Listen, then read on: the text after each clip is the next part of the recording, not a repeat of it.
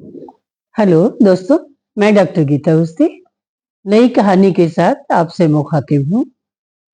दोस्तों, कभी-कभी प्यार सच्चा होने के बाद भी समय पर सटीक निर्णय न ले पाने के कारण प्यार बदनाम हो जाता है। कुछ ऐसा ही कहती है हमारी ये कहानी। कहानी प्रस्तुत करती हूँ। क्या यही प्यार है?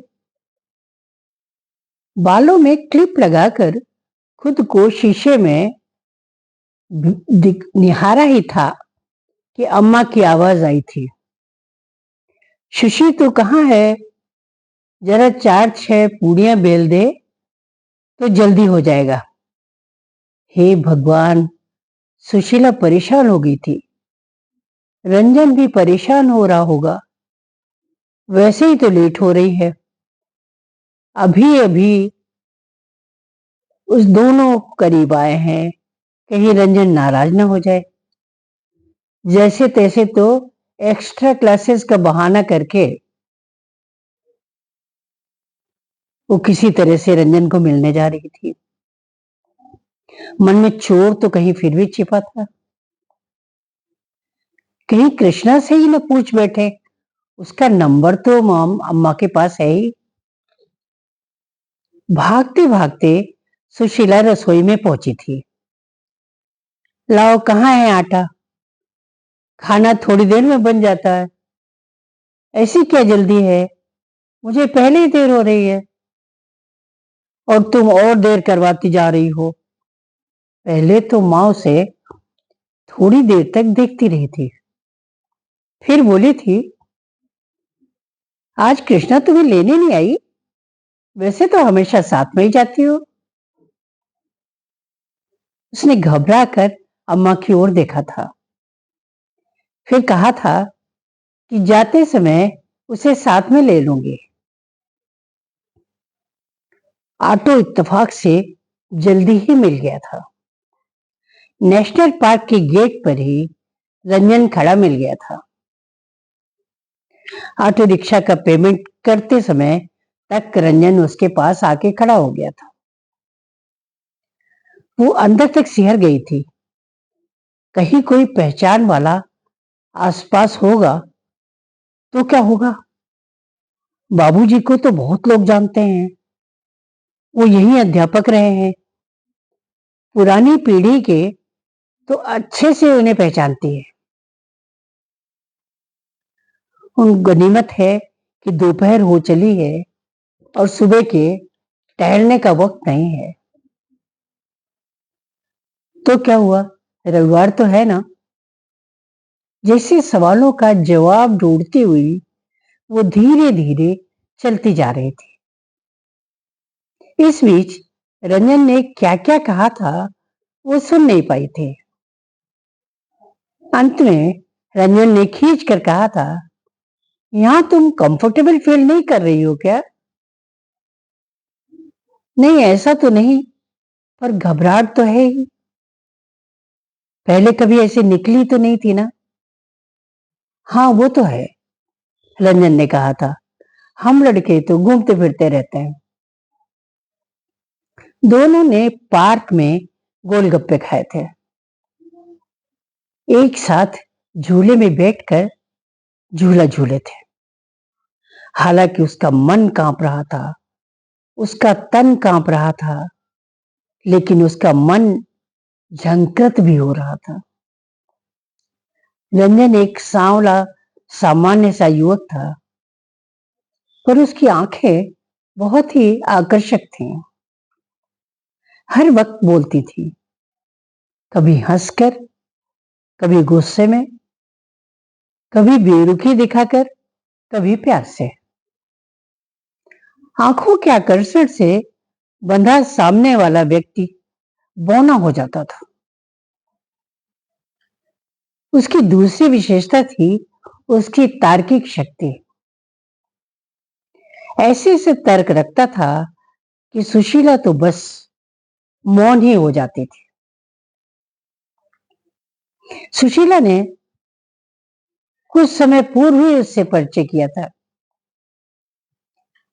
उस दिन कृष्णा कॉलेज नहीं आई थी। इसलिए उसे अकेले ही आना पड़ा था।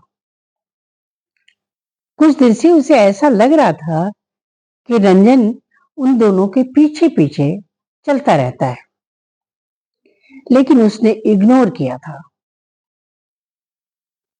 उस दिन वो अकेली थी तो वो बराबर से आकर चलने लगा था।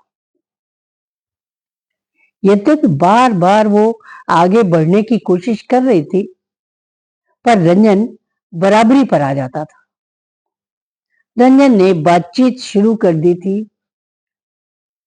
मैं इनकम टैक्स विभाग में क्लर्क हूं। नाम मेरा रंजन है। पास में ही ऑफिस है, यहीं से रोज निकलता हूं। पास में ही मेरा घर है। घर में अकेले रहता हूं, बाकी लोग बाहर शहर में रहते हैं। आप किस क्लास में पढ़ती हैं? सुशीला ने संकोच के साथ जवाब दे दिया था, 11वीं में। ओह, देखने में तो आप 8वीं 9वीं की छात्रा लगती हैं, रंजन ने कहा था। सुशीला ने संकोच से नजरें झुका ली थी। अगले दिन कृष्णा के साथ साथ चल रही थी तो रंजन फिर पीछे पीछे चलने लगा था। सुशीला का दिल धक धक करने लगा था। हे भगवान, कहीं कुछ गड़बड़ न हो जाए।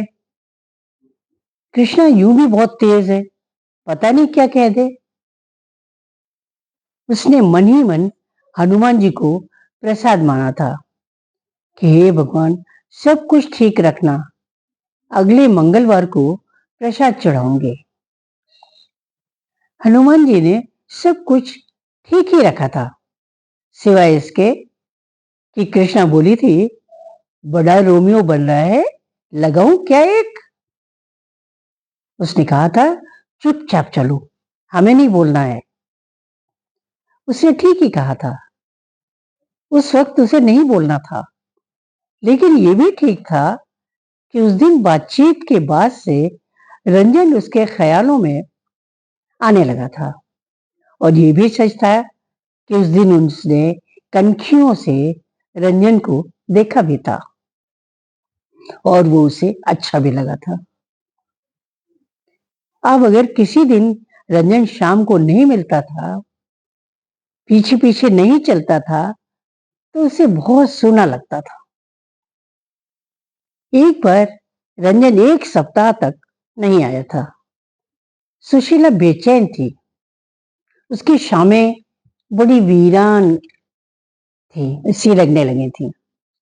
कृष्णा ने ताने भी कसे थे, पीछे चलने वाला नहीं आता तो बगल में चलने वाली की कदर ही नहीं करती। ऐसा नहीं है, ऐसा नहीं है तो फिर मेरी बात क्यों नहीं सुन रही हो?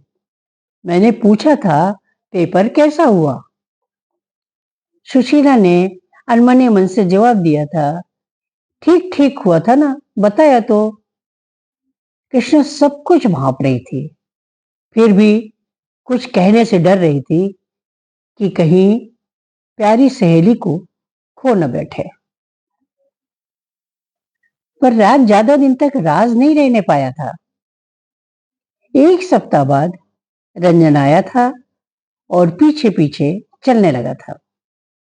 फिर थोड़ी देर बाद सुशीला के बगल में आकर उससे सट कर उसके हाथ में एक कागज की पुड़िया थमा गया था और फिर तेज तेज आगे बढ़ गया था। कृष्णा ने ये सब कुछ देख लिया था और फिर सड़क पर ही सुशीला का हाथ मरोड़कर खत छीन लिया था। लिखा था, मैं बीमार था इसलिए छुट्टी पर था। नहीं जानता आपने मुझे मिस किया या नहीं, लेकिन मैं आपको लगातार मिस करता रहा। मैं आपकी राय अपने बारे में जानना चाहता हूं।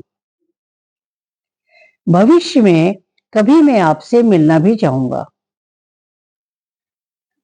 अगर आप खत का जवाब देंगी तो हम बात आगे बढ़ाएंगे और परिवारजनों तक पहुंचाएंगे।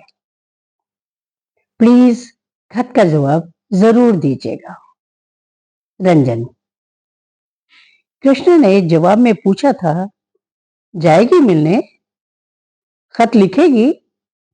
उसने ना में सिर हिला दिया था, लेकिन उसका मन नहीं माना था।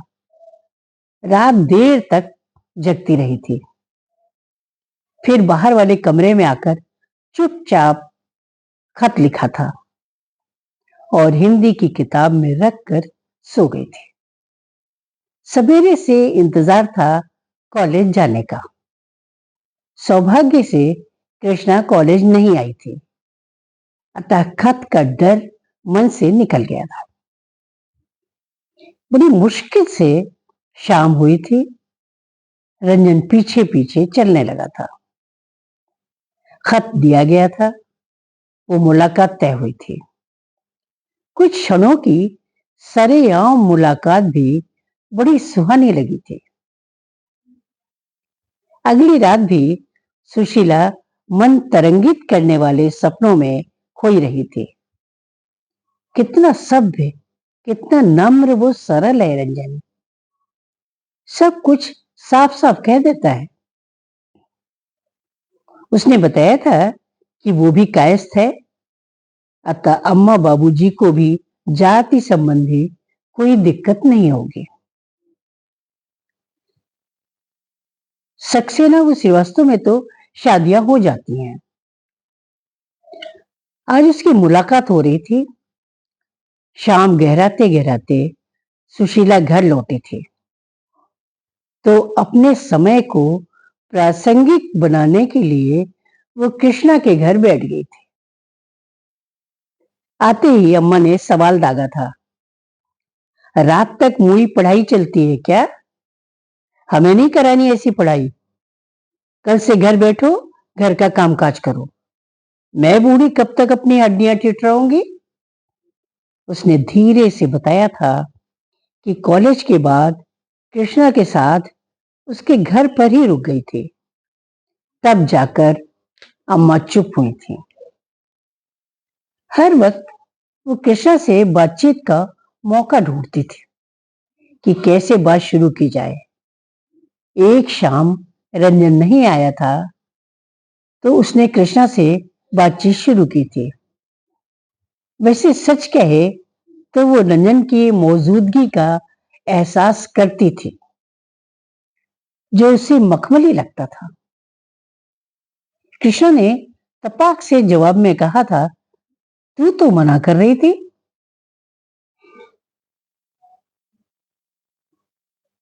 कि खत भी नहीं लिखेगी, मिलेगी भी नहीं, फिर ये सब परवान कैसे चढ़ा लाडो? उसने संक्षेप में कहा था कि जिस दिन तुम नहीं आई थी ना, उस दिन उसने बात की थी, शादी की बात भी की थी। अम्मा वो बाबूजी से तुम बात करो ये कहकर कि तुम्हारे भाई के दोस्त है, भाई से बात कर लेना। कृष्ण ने तपाक से कहा था कि अगर मेरे मम्मी पापा को पता चल गया तो? सुशीला ने हंसकर कहा था, वे नए जमाने के हैं, समझ जाएंगे। खैर, प्रारंभिक हल तो मिल गया था, लेकिन असली वो अंतिम हल अभी बाकी था। कृष्णा ने भाई से बात की थी तथा वो राजी भी हो गया था। छुट्टी के दिन एक्स्ट्रा क्लास का बहाना करके सम्मिलित मुलाकातें हुई थीं। वो अंतिम प्रारूप बनाया गया था। कृष्णा, वो भाई ने सुशीला के अम्मा बाबूजी से बात की थी। वे सहमत हो गए थे, क्योंकि दहेज की बात नहीं की जा रही थी। सो अंधा क्या चाहे, दो आंखें। वे मान गए थे। वो लड़के को बुलाने को कहा था। अगले इतवार को रंजन सबके साथ आया था। सबको लड़का पसंद आया था। परिवार अच्छा था। सुशीला के पिताजी ने अगले इतवार को सबको लेकर लड़की देखने का न्योता दिया था, ताकि अगर लड़की पसंद आ जाए तो वे शगुन करने आ सकें। वृद्धावस्था के कारण वे बार बार नहीं आ पाएंगे। कोई बेटा होता तो आ जाता। सुशीला भी काफी उम्र हो जाने के बाद हुई थी। वो इकलौती संतान है। रंजन ने हर जगह सहयोग करने का वादा किया था। अगले इतवार को सुशीला के घर में ढेरों तैयारियां होने लगी थी।